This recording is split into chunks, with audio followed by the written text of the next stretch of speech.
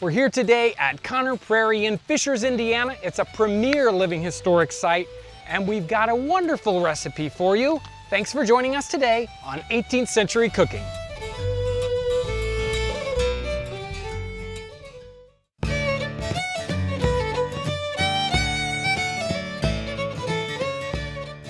I'm here today with Mrs. Curtis, and she's promised to show me this amazing recipe for Parmesan ice cream. Now, when I first heard Parmesan ice cream, number one, I love ice cream and I love Parmesan, but I thought, now wait a minute. Two together.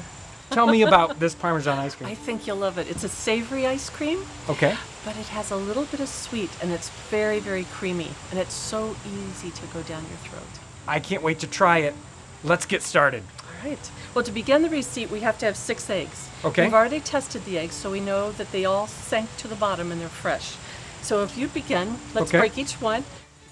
Once these eggs are all in, then we will whisk those.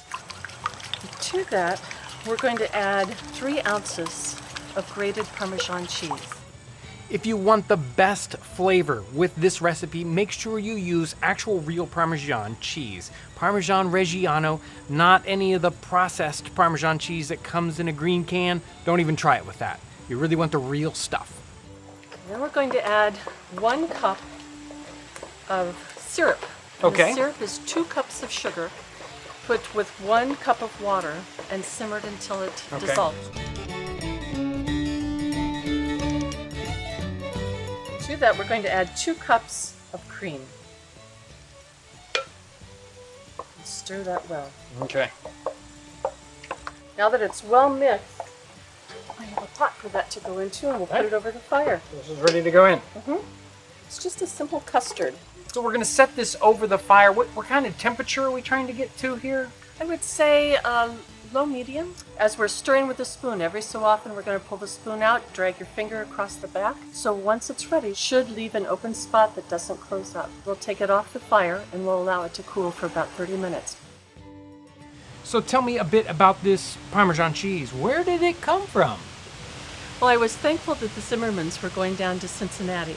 This Parmesan cheese was shipped in from Europe and made it all the way down to Cincinnati. And the Dr. Campbell had requested I come to make some ice cream for guests.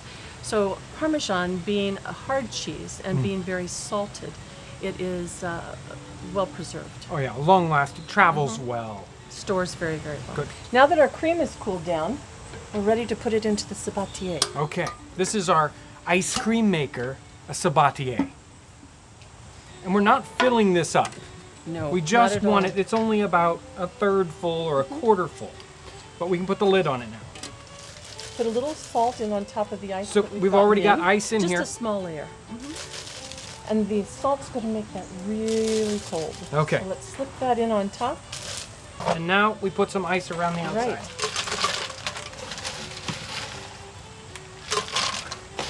Well, as I mentioned, Mrs. Zimmerman has asked me to come down to do this because the doctor has family coming in. And her brother up in Noblesville has an ice house. And so he doesn't have much left, but he was willing to share in order for the doctor's Just for this family recipe. to have this, yes. But we promised we'd keep him some ice cream.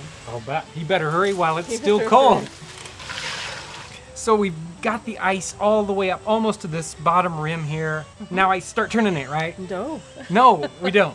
It has to set for about 7-8 minutes because during that time it's really getting the canister good and cold. Okay. And then once that time has passed, you will get 10 minutes of churning. I'm rotating.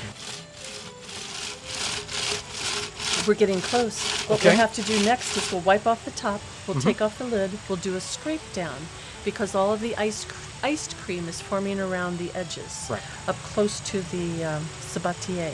So we'll scrape that down so that the other cream can move in and it can continue to freeze. Get freezing, okay. So now that we've scraped down the sides, you can see it's starting to firm up. Oh yeah, looks good.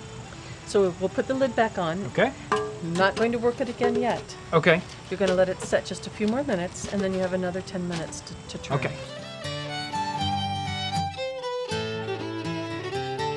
Well, it should be just about finished. It has been about 3 cycles, 10 minutes to churn, 10 minutes in between.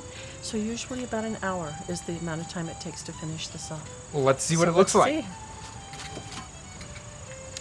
Ah, The consistency looks perfect. We could probably let this set and have it stiffen up even further, but then it would be hard to get out. Yes. Well, I can't wait to try this. Go ahead. Okay. It does look good. You get a little bit of the cheese whiff off of it. I never wait long enough to smell Well, it. I can believe that. Whoa. That is really, really good. You don't get any cheese texture out of it, but you get that cheese flavor. Very savory. And it comes in a little later, that cheese. First, it's a little sweet, like ice cream, and then it warms up. The salty taste Oh, to yeah. it.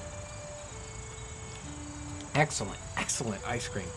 I'm glad you I don't enjoyed think anybody would believe Parmesan ice cream. It's amazing. You really have to try it.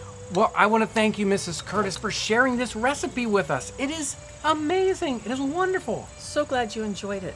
I hope the doctor's family enjoys it too. I am sure they will. Good. If you get a chance to come here to Conner Prairie, if you're in this area, you really should come here. This is an amazing site. You will love it, I promise you. Thank you so much for coming along with us as we discover these amazing flavors, as we savor these flavors and the aromas of the 18th and early 19th century. I want to give a special thanks to all the folks at Conner Prairie, and make sure to check out their website. If you're new to our channel, I want to welcome you. You can subscribe by clicking the button right up here. Also check out our related videos. Thanks so much for watching.